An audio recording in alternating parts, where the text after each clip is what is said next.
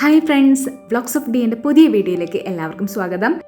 ഇന്നത്തെ വ്ളോഗ് എന്ന് പറയുന്നത് ഞങ്ങൾ മാനന്തവാടിയിൽ ഭയങ്കര ഫേമസ് ആയിട്ടുള്ള, അതും മാനന്തവാടിയിൽ മാത്രമല്ല ഒട്ടുമിക്ക സ്ഥലങ്ങളിലും വളരെ ഫേമസ് ആയിട്ടുള്ള ഒരു കാവായ ശ്രീ വള്ളിയൂർ കാവിലേക്കുള്ള യാത്രയെക്കുറിച്ചാണ് കേട്ടോ. ഞങ്ങൾ പോകുന്ന ദിവസം എന്ന് പറയുന്നത് ഓഗസ്റ്റ് 17 ആണ്. ഞങ്ങളെ സംബന്ധിച്ചിടത്തോളം ഓഗസ്റ്റ് 17 എന്ന് പറയുന്നത് വളരെ വളരെ പ്രിയപ്പെട്ട ദിവസമാണ്. കാരണം ഞങ്ങൾ ആദ്യമായിട്ട് കണ്ടുമുട്ടിയ ദിവസമാണ് ഓഗസ്റ്റ് 17. സോ ഒന്ന് അമ്പലത്തിലേക്ക് പോയിട്ടൊന്ന് പ്രാർത്ഥിക്കാമെന്ന് വിചാരിച്ചു. അങ്ങനെ വൈകുന്നേരം ദിവ്യേൻ്റെ ഓഫീസ് വർക്കെല്ലാം കഴിഞ്ഞതിന് ശേഷമാണ് ഞങ്ങൾ വൈകുന്നേരമാണ് ഇറങ്ങിയത്. ഇപ്പോൾ സമയം ഏകദേശം ഒരു 5:45 ആയിട്ടുണ്ടാവും. ഈ കാവ് വരുന്നതെന്ന് പറയുന്നത് മാനന്തവാടിയിൽ നിന്ന് കൽപ്പറ്റയിലേക്ക് പോകുന്ന വഴിയാണ്. റോഡ് സൈഡിൽ തന്നെയാണ് ഈ കാവുള്ളത്. താഴേക്കാവും ഉണ്ട്, മുകളിലും ഉണ്ട്.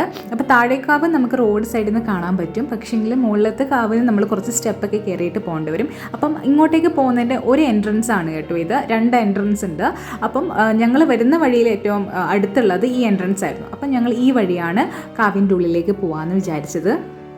ശരിക്കും ഒരു കാട്ടിലേക്ക് പ്രവേശിക്കുന്ന പോലെ ഉണ്ടായിരുന്നു കേട്ടോ. 2 സൈഡിലും നല്ല മരങ്ങളൊക്കെ ആയിട്ട്. പക്ഷെ അധികം വലിയ ദൂരമൊന്നുമില്ല, നമുക്ക് നടക്കേണ്ട ദൂരമേ ഉള്ളൂ. ഈ മരത്തിൻ്റെ ഇടയിൽ നല്ല സൗണ്ട് നമുക്ക് ഇങ്ങനെ കേൾക്കാൻ പറ്റുന്നുണ്ട് കേട്ടോ.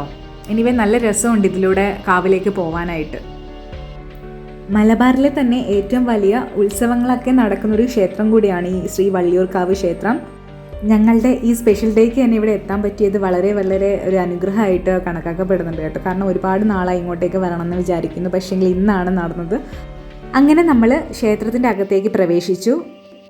കയറി വരുമ്പോഴുള്ളൊരു കാഴ്ചയാണിത്. ഇവിടെ മുന്നിലായിട്ട് തന്നെ ഒരു വഴിപാട് കൗണ്ടർ ഉണ്ട്. അപ്പോൾ നിങ്ങൾക്ക് വഴിപാട് കഴിക്കണമെങ്കിൽ ഇവിടെ ഒരു ബോർഡ് വെച്ചിട്ടുണ്ട്. അതിൽ റേറ്റും കാര്യങ്ങളൊക്കെ ഉണ്ട്. അത് നോക്കിയിട്ട് നിങ്ങൾക്ക് വഴിപാടൊക്കെ കഴിക്കാവുന്നതാണ്. പിന്നെ മുന്നിലായിട്ട് തന്നെ 3 ഉരുളിയൊക്കെ ഇങ്ങനെ വെച്ചത് കാണാൻ പറ്റും കേട്ടോ. ഇവിടെ നല്ല പാർക്കിംഗ് സൗകര്യമുണ്ട്. അതുകൊണ്ട് നിങ്ങൾക്ക് വണ്ടിയും കൊണ്ട് വരുമ്പോൾ യാതൊരു ബുദ്ധിമുട്ടും ഉണ്ടാവില്ല പാർക്ക് ചെയ്യാനായിട്ട്. താഴേക്കാവിൽ നിന്ന് ഈ സ്റ്റെപ്പ് കയറിയിട്ടാണ് നമ്മൾ മുകളിലുള്ള കാവിലേക്ക്, അതായത് ശ്രീ വള്ളിയൂർ കാവ് ക്ഷേത്രത്തിലേക്ക് എത്തുന്നത്. അത്യാവശ്യം കുറച്ചധികം സ്റ്റെപ്പുകളുണ്ട്. പക്ഷേങ്കിൽ പേടിക്കേണ്ട ആവശ്യമില്ല. നിങ്ങൾക്ക് തളരുമ്പോൾ ഇരിക്കാൻ വേണ്ടിയിട്ട് സൈഡിൽ അവർ ഇരിക്കാനുള്ള സംവിധാനങ്ങളൊക്കെ ഒരുക്കിയിട്ടുണ്ട് കേട്ടോ. അപ്പം ഞങ്ങളിതാ മുകളിലുള്ള കാവിൻ്റെ ക്ഷേത്രത്തിൻ്റെ ഉള്ളിലേക്ക് പ്രവേശിച്ചു. വീഡിയോയിൽ നിങ്ങൾക്ക് കാണാൻ കഴിയുന്നുണ്ടാവും, ക്ഷേത്രത്തിൻ്റെ ചുറ്റുമതിലായിട്ട് ഒരുപാട് കൊത്തുപണികളുണ്ട്. വളരെ മനോഹരമാണ് ആ ഒരു കാഴ്ച എന്ന് പറയുന്നത്. ഈ ക്ഷേത്രത്തിന് നൂറ്റാണ്ടുകളുടെ പഴക്കമുണ്ട്. മാത്രമല്ല കേരളത്തിൽ തന്നെ ഒരു ക്ഷേത്രത്തിൽ ഒരു ആദിവാസി മൂപ്പൻ ഉത്സവത്തിന് കൊടിയുയർത്തുന്ന ഒരു ഏക ക്ഷേത്രമാണിത്. മാനന്തവാടിയിൽ നിന്ന് 3 കിലോമീറ്റർ അകലെയായിട്ട് കബിനി നദിക്കരയിലാണ് ഈ ക്ഷേത്രം ഉള്ളത്. വയനാട്ടിലെ ആദിവാസി ഗോത്ര വിഭാഗങ്ങളുടെ ഏറ്റവും വലിയ ആഘോഷവും ഒത്തുചേരലും നടക്കുന്നത് ഇവിടെ തന്നെ.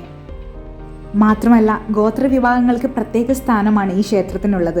അതുകൊണ്ട് തന്നെയാണ് ഉത്സവത്തിന് കൊടിയേറ്റുന്നത് ഗോത്രമൂപ്പന്മാരാവുന്നത്. ഇവിടെ വനദുർഗ, ഭദ്രകാളി, ജലദുർഗ എന്നിങ്ങനെ 3 ഭാവങ്ങളിലായിട്ടാണ് അമ്മയുള്ളത്.